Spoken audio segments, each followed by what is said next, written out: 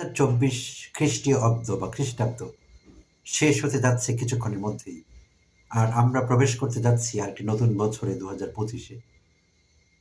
তো যদিও অনেকের ধারণা যে এই সনটি ইংরেজি সন বা ইংলিশ নিউ ইয়ার, আসলে তা না, এটি খ্রিস্টীয় অব্দ বা খ্রিস্টাব্দ। তো যাই হোক, বিভিন্ন কারণে 2024 বছরটি ছিল আমাদের জন্যে ঠিউমাস বা টালমাটাল। নানা উত্থান পতনের মধ্য দিয়ে আমরা গিয়েছি। যুদ্ধ, সংঘাত, প্রাকৃতিক দুর্যোগ, এরকম নানা কিছু আমরা ফেস করেছি 2024-এ। বিশেষভাবে গাজায় ইহুদিবাদী ইসরায়েল মনস্টার নেতানিয়াহু যেভাবে মানুষ হত্যা করেছে, সেইটি উল্লেখযোগ্য একটি বিষয় সারা পৃথিবীর জন্য। মানবতার গালে একটি চপেটাঘাত। এই পর্যন্ত গাজায় 50,000-এর মতো মানুষ মারা গিয়েছে, নিরীহ নারী, পুরুষ, শিশু, এবং 20 লাখের মতো মানুষ বাস্তুচ্যুত হয়েছেন বা ডিসপ্লেসড হয়েছেন। তাদের নিজের বাসভূমি ছেড়ে অন্য কোথাও তাদের আশ্রয় নিতে হয়েছে। আর রেজিম চেঞ্জ আর একটি বিষয় উল্লেখযোগ্য। সরকার পরিবর্তন, রাজনৈতিক পট পরিবর্তনের কারণে বিভিন্ন দেশের সরকার পরিবর্তন। এর মধ্যে উল্লেখযোগ্য আমাদের নিজের দেশ বাংলাদেশে, যেখানে আমরা 16 বছর আমাদের ঘাড়ে চেপে থাকা সিন্দাবাদের দত্ত হাসিনাকে ঘাট থেকে নামাতে পেরেছি গত 5 অগাস্ট। আর মধ্যপ্রাচ্যে সিরিয়ার কথা যদি বলি, বাশার আল আসাদ 24 বছর, প্রায় 2 যুগ ক্ষমতায় ছিলেন, এবং তার বাবা ছিলেন প্রায় 34 বছর। বাবা ছেলে মিলে সিরিয়াবাসীর ঘাড়ে চেপেছিলেন তারা 54 বছর। সো সেই 54 বছরের জাতাকল থেকে, দুঃশাসন থেকে সিরিয়াবাসী মুক্তি পেয়েছে। আর বাংলাদেশে আমরা মুক্তি পেয়েছি হাসিনার দুঃশাসন থেকে। তো এইসব নানা কারণে আমাদের 2024টি খুব একটি ভালো যায়নি। বিশ্ববাসীর কারোই আসলে ভালো যায়নি 2024।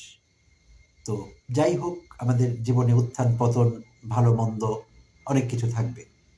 এরপরও সময় থেমে থাকে না, লাইফ গোজ অন। আমরা এই বছরটি পার করলাম, নতুন বছরে যাচ্ছি এবং যেতেই হবে। আর কয়েক মিনিটের মধ্যে কিন্তু নতুন বছরের সূচনা হচ্ছে, 2025। তো নতুন বছরে আমাদের অনেকেরই নতুন বছরের সংকল্প থাকে যে আমরা নতুন বছরে কি করতে চাই, নিজের জন্য কি করব, আমার বছরটি কেমন যাবে, আগাম কিছু পরিকল্পনা, কিছু চিন্তা এরকম থাকে অনেকেরই। তো আমার এবছরের নিউ ইয়ার্স রেজলিউশন বা নতুন বছরের সংকল্প ছোট, তেমন উল্লেখযোগ্য কিছু না, অ্যাচিভেবল স্মল গোলস, অর্জনযোগ্য ছোট ছোট ইচ্ছে এবং পরিকল্পনা, যা আমি বাস্তবায়ন করতে পারব আশা করছি।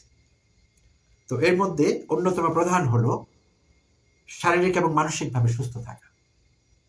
চেষ্টা করব যাতে শারীরিক এবং মানসিকভাবে সুস্থ থাকতে পারি নতুন বছরে। রাগ কমানো এবং ধৈর্য বাড়ানোর চেষ্টা করব। এটি একটি কঠিন কাজ, তারপরও চেষ্টাটি চালিয়ে যাব। আমি যেহেতু শিক্ষক, তাই আমার পেশাগত উন্নতির জন্য আরও পড়াশোনা করব, যাতে আমার ছাত্রছাত্রীদের আরও ভালো কিছু দিতে পারি, ভালো কিছু শেখাতে পারি। এনসিটিভির গাইডলাইন অনুসরণ করব, মার্কিংয়ের ব্যাপারে স্পেশালি। নিজের মন গড়া নির্দেশনা, সিদ্ধান্ত ছাত্রছাত্রীদের উপর চাপিয়ে দেব না। যেমন উদাহরণ দেওয়া যেতে পারে, না বুঝে আমরা শিক্ষকরা অনেকেই ছাত্রছাত্রীদের এলোমেলো পরামর্শ দিয়ে থাকি, ইনস্ট্রাকশন দিয়ে থাকি। আমরা বলে থাকি প্যারাগ্রাফ 4-5 পৃষ্ঠা লিখতে হবে, এসেই বা রচনা 10 পৃষ্ঠা, বাংলা রচনা হলে 30 পৃষ্ঠা, 35 পৃষ্ঠা। এটি মূর্খতা, নিতান্তই মূর্খতা। বা অন্যান্য প্রশ্নের উত্তর, যে কোনো প্রশ্নের উত্তরে আমরা পৃষ্ঠা সংখ্যা দিয়ে একজন শিক্ষার্থীকে যাচাই করছি। তো সেটি আমি করব না, আমার নিউ ইয়ার্স রেজলিউশনে সংকল্পে সেটি থাকছে। আর আমার জানা মতে অন্য শিক্ষকরা যদি করেন, আমি চেষ্টা করব তাদের নলেজের বিষয়টি আনবার জন্য, যে এটি করবার কোনো সুযোগ নেই। এটি শিক্ষার্থীদের প্রতি ইনজাস্টিস এবং না বুঝে আমাদের অজ্ঞতাপ্রসূত বিষয়টি, না বুঝে না জেনে এবং শিক্ষকতায় থেকে এনসিটিভির গাইডলাইন ফলো করতে না পারা, না জানা, আমূল ইগনোরেন্ট থাকা এই বিষয়টিতে আগাগোড়া ঠিক না, ইটস ইনজাস্টিস। তো চেষ্টা করব সচেতন থাকতে এই বিষয়ে। আর কোনো অবস্থায় এটি যুক্তির মধ্যে পড়বে না, আমি জানি। কারণ আমি কাউকে বলতেই পারি না এত পৃষ্ঠা, কারণ কোনো শিক্ষার্থী লেখার সাইজ, ফন্ট সাইজ খুবই ছোট, কারোটি খুবই বড়। সো কোনো শিক্ষার্থী 5 পৃষ্ঠায় যা লিখবেন লেখার ফন্ট ছোট হওয়ার কারণে, আরেকজন শিক্ষার্থী যার লেখার ফন্ট অনেক বড়, তার লাগবে সেটি লিখতে 25 পৃষ্ঠা কিংবা 35 পৃষ্ঠা। সো আমি কি করে এই মূর্খতা, এই অজ্ঞতা তাদের উপর চাপিয়ে দিতে পারি যে এত পৃষ্ঠা লিখতে হবে, এই প্রশ্নের উত্তর, প্যারাগ্রাফ, অনুচ্ছেদ, রচনা, সেটি আমি পারি না এবং আমি সেটি করবও না। আমার সংকল্প এটি থাকবে অবশ্যই।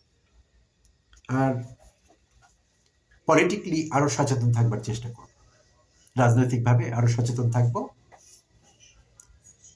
যদিও বলেছিলাম রাগ কমানো, ধৈর্য বাড়ানো, এগুলোর প্র্যাকটিস করব, হ্যাঁ এগুলো চলতে থাকবে, কিন্তু তার মানে এই না মানবতা বিরোধী অপরাধ যারা করেছেন তাদের শাস্তি দাবি করব না। তাদের শাস্তির ব্যাপারে সারা বছর সচেতন থাকব, সরব থাকব, এবং যেখানে মানবাধিকার লঙ্ঘিত হবে সেখানে আওয়াজ উঠবে। অন্য অনেকের পাশাপাশি আমিও আওয়াজ তুলব। এটি জারি থাকতে হবে এবং নতুন বছরে চোখ কান খোলা রাখবো কোন দিকে কি হচ্ছে, অন্তর্বর্তীকালীন সরকার কি করছে, তারা গণচাহিদা, গণদাবি, জন আকাঙ্ক্ষা পূরণ করতে পারছেন কিনা। যদি না পারেন তাদের বিরুদ্ধে আওয়াজ তুলতে হবে। আর কেউ যদি তাদের জবকে ডিফিকাল্ট করে তুলেন, বুঝে কিংবা না বুঝে, তাদের বিরুদ্ধে আওয়াজ তুলতে হবে। অর্থাৎ সমস্ত আওয়াজ উঠবে অন্যায়ের বিরুদ্ধে, অবিচারের বিরুদ্ধে, ইনজাস্টিসের বিরুদ্ধে, ন্যায় বিচারের পক্ষে, মানবতার পক্ষে। চেষ্টা করব এই বিষয়গুলো মেনে চলতে। আপনাদের সবাইকে ধন্যবাদ ধৈর্য রাখবার জন্যে, আমার এই ভিডিও দেখবার জন্যে। And I wish you all a happy and prosperous 2025। আমি সবাইকে একটি সুখী এবং সমৃদ্ধ 2025 কামনা করছি। শেষ করছি ভিডিও। ভালো থাকবেন সবাই। See you next year.